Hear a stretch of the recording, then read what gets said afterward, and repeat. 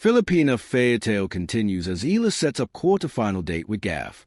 Cheered on by thousands of noisy Pinoy fans, Dubai debutant Eala beats Romanian veteran Sorana Cirstea in straight sets to reach Friday's last 8. Two-time Grand Slam winner Gauff progresses despite hitting 16 double faults and needing to save 3 match points against Belgian allies Maytens. Dubai.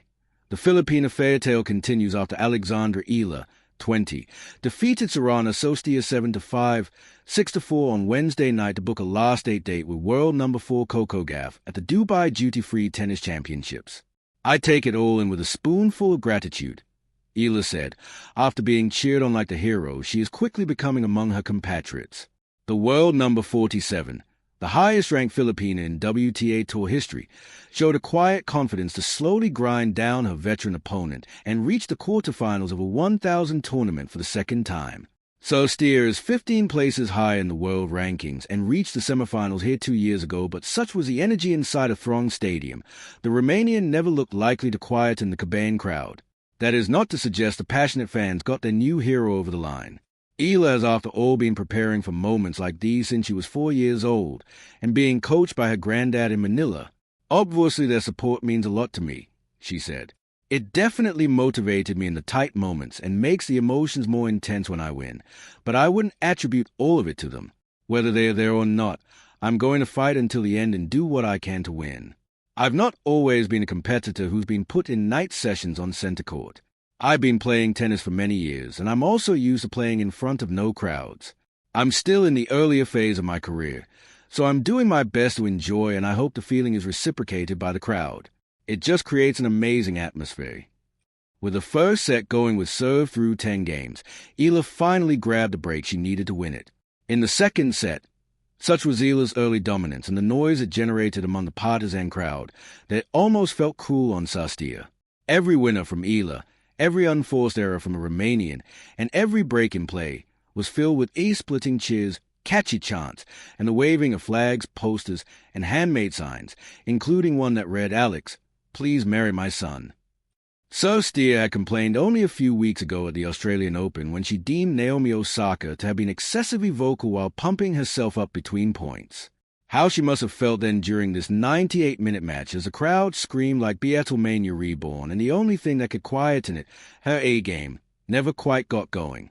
The umpire had his work cut out, repeatedly reminding the fans that silence was required during play. When Eala closed out the win, smiling widely before eventually letting out a guttural roar in the middle of the court, she turned her focus to Thursday.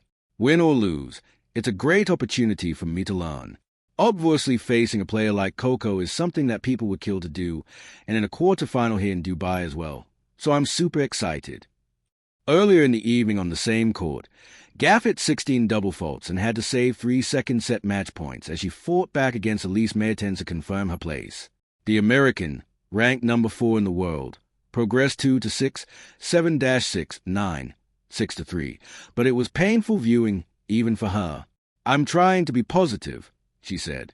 "I'm critical. I feel like, I don't know. It's weird. I feel like the last tournament I took some steps forward, and today I took some steps backwards, but still got the win. It's a weird feeling. I feel conflicted. It wasn't the prettiest, but I'm also happy. I could have easily lost." Despite Mertens beating a top 10 player only once in the past 12 attempts on hard courts, Gauff started erratically, losing 2 of her first 3 service games and looking well beaten as she slumped to a first-set loss within 33 minutes.